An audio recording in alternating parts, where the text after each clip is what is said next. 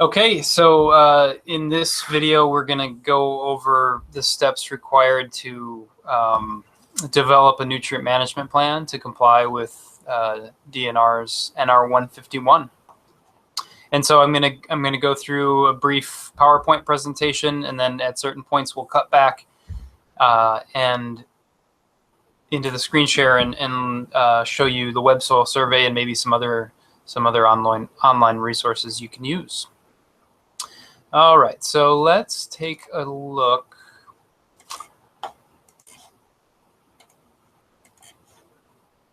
at the presentation here, developing a nutrient management plan. The three steps we're going to go over today are assemble the resources required, and that's going to take a bit of time.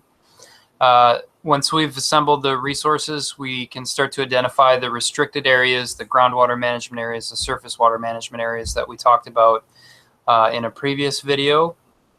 And then we will show you how to describe your fertilization program for all the various areas. So one thing that you're definitely going to need is a pretty good aerial photograph of your site. Lots of places you can get them: Google Maps, Google Earth, Bing Maps. There's a lot of high-res photos you can find online, but you're going to need that to create your final map. Eventually, this is what we're working towards. This is an example of a finished map where we started with an aerial photograph. We've identified all the major fertilized areas. That includes the greens, the tees, the fairways, the roughs. We've identified groundwater management areas and surface water management areas. And they also ask you to indicate the soil test locations, although that's not, that sometimes doesn't show up very well on these maps, but can be described. So these are the resources that you need to develop a nutrient management plan. You need just soil test reports. And if you don't have them, it would be a good time to start planning to obtain soil test results. Soil test results are good for 5 years. So if they're over 5 years old, technically, or the technical standard suggests that you should update those at least every 5 years, and that's a pretty reasonable recommendation. You're going to need a general soils map, which we'll get from the web soil survey. Topographic map, a representative slope map is another one that can be used for slopes. A hydrologic group map, depth to water table map, depth to bedrock, and almost all of these can be found on the web soil survey.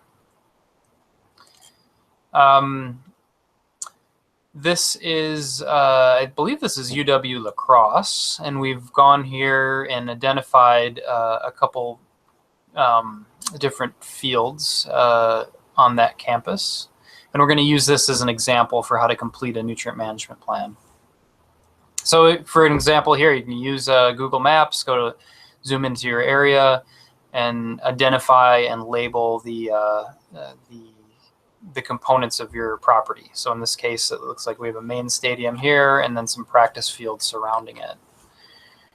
Different section of campus, so we've zoomed in so we can sort of see the areas that are being fertilized, and we've kind of highlighted, now these are environmentally sensitive areas, definitely going to be considered surface water management areas. North Athletic Fields may be the name for this group of fields. And then maybe there's a recreational field here. So it's sort of you want to get the aerial photographs showing your site at about this scale so that you can include them in your management plan. And then perhaps there are a handful of general grounds areas that are fertilized annually, and you'll want to kind of highlight those as well. And every property is going to be unique, and so sometimes the layout of your property will dictate what makes the most sense for how to get these maps together. Like I said, you'll need your soil test reports. Here is one from University of La Crosse showing phosphorus levels. Right here, it's hard to read, but the second one is the phosphorus. And the recommendation here is for no phosphorus, so there's plenty. In this case, no phosphorus would be allowed to be applied because the soil test doesn't indicate a need for it. So you'd need, in this case, the soil test report's showing for the stadium, practice fields, north athletic fields, and in another area as well. So having those soil tests specific to those different areas is going to be important. So there's a template on the website that will, on the turf.wisc.edu website, that you can download to fill these out. And I also included some fact sheets that you can refer back to that sort of follow the information in this video. So the information you'll need, it's kind of the background knowledge of your site, is whether or not your sites are high or low traffic, the type of use. So remember in the previous video, if it's a fairway or a tee box or an athletic field, sometimes the nitrogen amount, the maximum nitrogen amount changes based on that use. And then also you should have an idea of whether or not it's a sand root zone or not. And the definition of sand root zone is greater than 70% sand. So in the nutrient management plan itself, those sites that we've identified in the map will also have a table that you'll need to fill out. So we'll call this main stadium. Location can be a physical address, or it can be a description of generally where that area is. The size, maybe it's just over an acre, might be 25 years old. Kentucky bluegrass, perennial ryegrass mix. It's a sand root zone. It's under high traffic. So those are the things you know, and then you'll have to go to the technical standard guidelines to determine what the maximum allowable nitrogen per year is. And so because this is a high traffic and a sand, I believe that you're allowed up to 8 pounds of nitrogen per 1,000 square feet per year. I don't have the standard in front of me, but that's what you'll want to do, is to sort of look at those rules and guidelines, and then fill in the maximums. The soil test level ranged from 37 to 58 parts per million, according to the Bray 1 test. And so from that information, you'll want to determine whether or not you're allowed to apply any phosphorus per year, or any phosphorus fertilizer.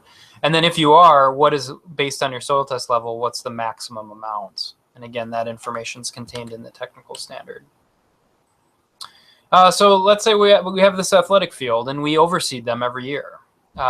So we should have an overseeding plan or description of that, because that's going to change the allowable practices.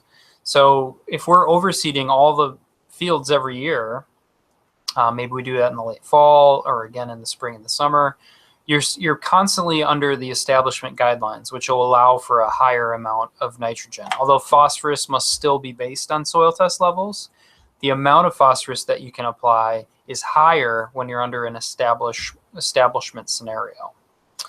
So that's something that may be applicable to you.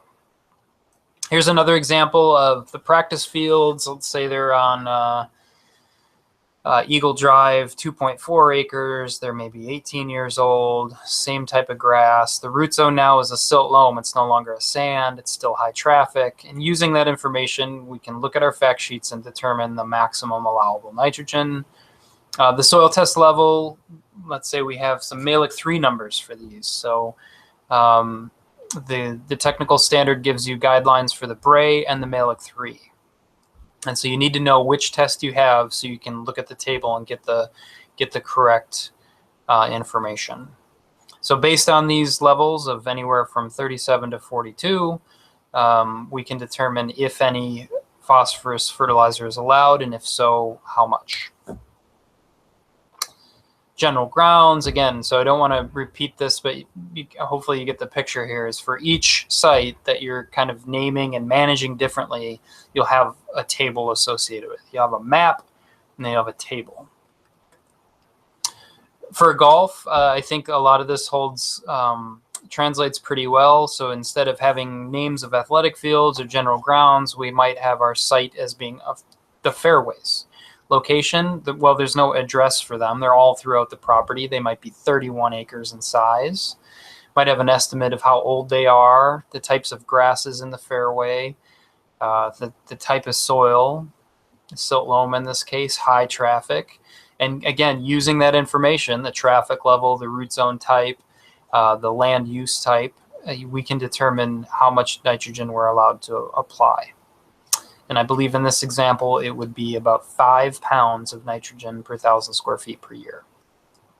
Same thing with the soil test levels. We have a range here of 25 to 43.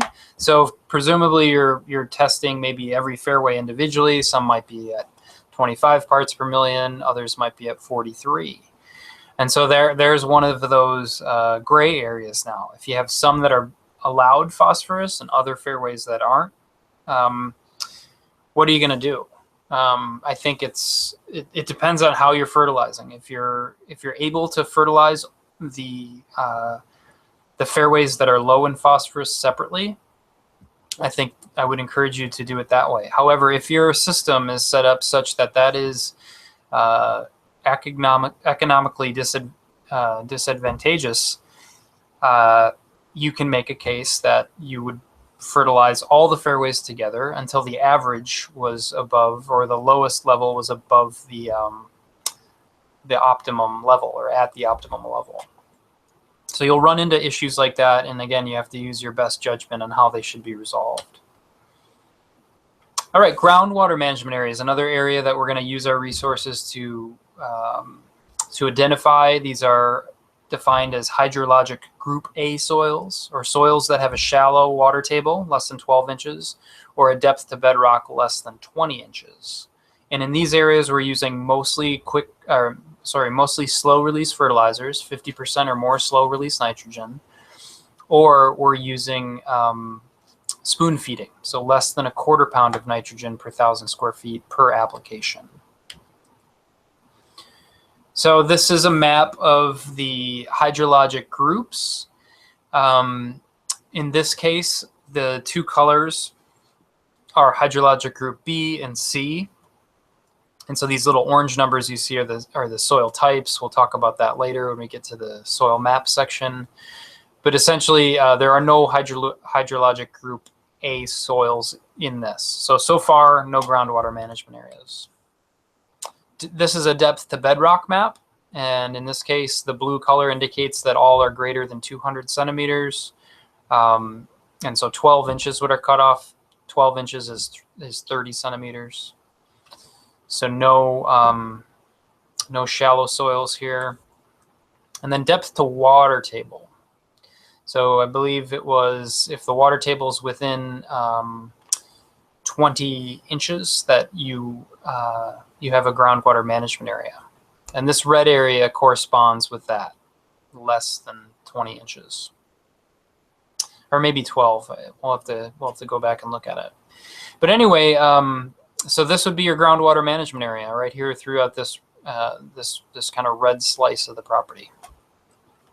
So you have to mark that on your major map, and then make sure that you're applying fertilizers here that are 50% slow release or more, or you're using small amounts of liquid fertilizer, 1/4 pound or less. So sometimes the maps might not be accurate. So this is a map that's estimating the depth to groundwater. Well, you can actually measure the depth to groundwater by essentially boring some holes using a cup cutter, a post hole digger, shovel, and just seeing where the water level comes to. So the water table is defined as the level where the water will pool. So if you dig down 12 inches and you don't see pooling water, you want to do this during the wet times of the year, though. It's not. It will fluctuate. The water tables rise and fall, and it's sort of the maximum water table. So in the spring would be a good time to check for this. And if you think that this red area on the map is out of line and you've never seen standing water here, go ahead and check it. And if your boring tests or your holes that you dug don't show water within 12 inches of the surface, then just document that in your plan, saying, document the work that you did to establish that that was not a groundwater management area. So again, if you're going to go against the maps or the recommendations of the technical standard, the main thing is that you document the reasons why and justify them as best you can. So in this case, this property has groundwater management areas. We'll make a table for that. And in this case, it was portions or entire areas of holes 10, 12, and 17, about an acre in size. That's, and then what's going to happen? So you're going to say here, we will use fertilizers that contain 50% or more slow-release nitrogen. So another aspect of this is record keeping and showing your fertilization records. But this is the plan part. So this is where we're saying, this is our plan.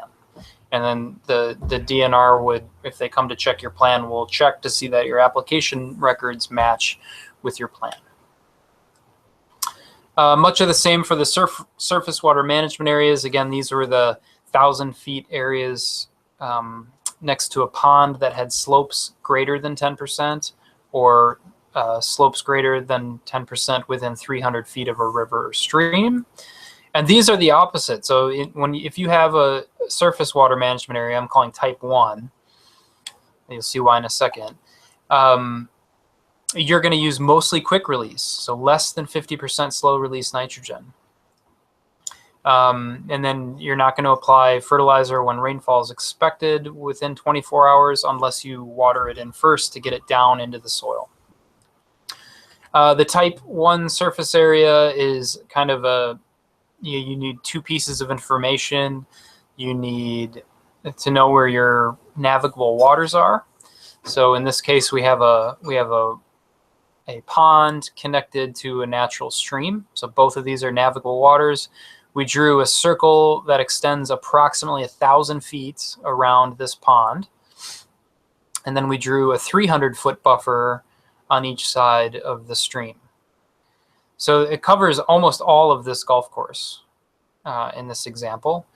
But what we're looking for are slopes that are greater than 10%. And you see that from these are topographic lines. There's only 1, 2. This is a very flat property. And so at this scale, there are no slopes that are going to be greater than 10%. Now you might have change if they went through and modified the slopes near the stream, or there was significant earth removal. You're going to have to note that and then include those areas in your management plan. But looking at this map of slopes, it doesn't seem like we're going to come across very many 10% or more slopes. And again, use your best judgment. So maybe the slope is actually sloping away from the water body. And so in that case, you could make a strong justification to exclude that as that the runoff that would occur is not likely to go towards the water body. So you're going to run into these questions, and the main thing I want to reinforce is document the any deviation from the plan or the gray area, and then justify why that is, you feel that's acceptable. So the topographic map was one indication of the slope. Here, the Web Soil Survey also generates a general slope map. Red means essentially flat or less than 10%. And so you can see this slope map, it's all red. It's all showing very low slopes, which we expected. So like I said, construction, you're often modifying slopes. You're pushing up your greens, which usually have slopes all around. So include those areas if they're relevant. In this case, our table are type 1 surface water management areas. So these are the sloped areas within those buffer zones location. We don't have any. So we didn't identify any slopes within those buffer ranges. So no action is required. The type 2 surface water management areas don't rely on slope at all. These are just areas 20 feet away from a water body, except for non-navigable waters, which would be like a construction pond that doesn't have any outlets, or a kind of a man-made water feature that doesn't connect with waters of the state. So within 20 feet of those navigable waterways, you're restricted to only liquid applications of nitrogen and phosphorus. and no more than 2 pounds of nitrogen per 1,000 square feet. So in this case, we do have those 20-foot buffer zones, and they sort of they're going to follow the stream right 20 feet from each side of the string bank and 20 feet around that pond. That's the type 2 surface water management area. In this example, so the wetland, you have, I guess this would be considered a lake or a pond. You have standing water here. It's navigable. You can float a canoe in it. You're going to have to draw a 1,000-foot buffer around there. You know that these fields are flat. That's the point, so you're not going to have to worry about it. The only thing you'd be concerned about here is a type 2 surface water management area, which is also not going to be relevant because we're more than 20 feet away from it. Maybe there's kind of a little stream here that seasonally floods. Again, that will be a navigable water. It still looks like we're more than 20 feet away from the field. So in this case, it doesn't look like that's going to come into play.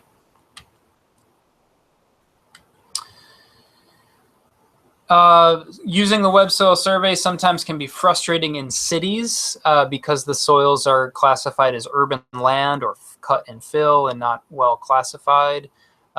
So if that's the case, that may be a bit frustrating, but for many of the areas outside of the city center, there is plenty of good data. So this is an example. The La Crosse example shows that 83% of the mapped area is urban land. So it doesn't give you, and the other 8% of it is cut or fill. So we have 90% of our soils we don't have any good data for. So for some of you that'll be frustrating. For the majority of you, that won't be the case. But what do you do? I mean, because you need, so I guess the point of that is that for this La Crosse example, you're going to need to know where your groundwater management areas are, and you don't have soil data to go on. So you won't be able to generate the maps that, that we're going to show you. And so what we recommend here is just use your best judgment. Is the soil sandy soils tend to be classified as groundwater management type soils. A best practice is to use fertilizer that contains 50% or more slow release nitrogen. So you can just fall back on that. Say in your plan, soil maps are unavailable. We don't know if we have groundwater management areas or not. However, we're using a plan that's consistent with groundwater management areas. So again, document what you're doing and justify it, and things will work out. Other aspects of the plan are required are a fertilizer response plan. In the template that I've drafted, we have some standard language in that you may choose to use or modify. A general application schedule, again, not an exact schedule, but just generally when fertilizers are being applied and approximately how much. Then there's a spot in the binder where you can store your actual application records, and that's going to be very important if the DNR would come to visit. They'll want to see those application records and check to see if it's matching the plan. A calibration table just to show that best practices are being used and equipment's being calibrated periodically. The narrative description, we'll talk about that next, and then sort of a checklist to make sure that you've completed everything. So this is what I mean by a general fertilizer application schedule, and this is in the template that hopefully you've downloaded or you can download. And so two numbers in each box. The first number is nitrogen, the second number is phosphorus in pounds per 1,000 square feet.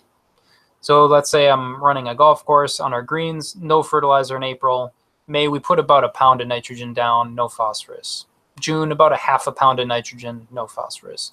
So again, these aren't application records. This is a plan. This is your general plan. For the total year, put about 4.5 pounds of nitrogen on our greens and no phosphorus. For our teas, 4 pounds per year, no phosphorus. So this is something that the DNR can look at quickly and just get an idea of how you generally fertilize. Your actual record keeping, you're doing this likely yourself anyway, probably on a spreadsheet. I'm just throwing this one in as an example of some of the important columns you want to keep.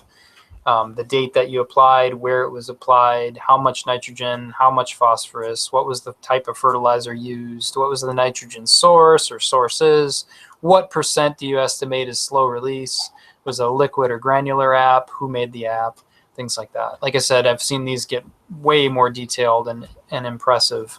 These are just the kind of the bare bones things that you'd want to keep. So the narrative description is sort of one of the more intimidating things. It's a writing exercise. It doesn't have to be a long book, but again, it's the first thing that the DNR is probably going to read, and it's just tells something about the site.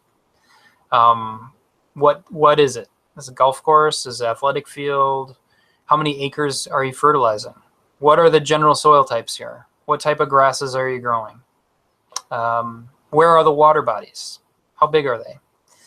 Which types of restricted areas do you have, if any? So here's an example I kind of made up here. Wisconsin Golf and Country Club is located in the town of Anywhere in eastern Generic County. It's a private 18-hole course, approximately 12,000 rounds. Here's 108 acres, 44 are regularly fertilized. Predominant soil type is a Briggsville salt loam, built in 1934. So you just go on and on. So just tell the story of the place and the property. Then on the bottom, the second paragraph talks about the environmentally sensitive areas. So it has surface water management areas throughout the property near the stream that runs through the course. Groundwater management areas in several locations where a seasonally high water table exists, and then reference to the maps. And then in addition, the 27 drains are covered prior to fertilization. So it's just something like that. It can be relatively short, but it should be informative so that if somebody were to read this plan, that they will get a feel for what the site is.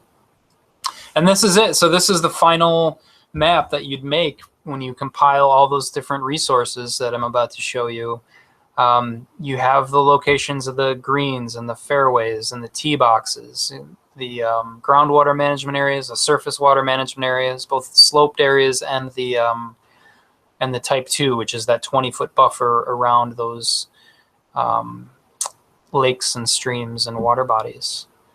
And so it'll look something like that. Again, along with the narrative description, it's going to be one of the first things that the DNR staff will want to have a look at, just see where things are.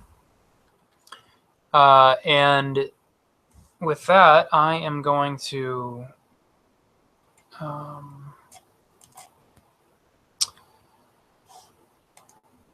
I'm going to hide that, and now I'm going to show you, or actually, you know what, we'll stop the video here because we've been on for a while. I'll take a break, and then I'll develop a new video about how to use the web soil survey to obtain all those different maps that you'll use to identify your ground and surface water management areas.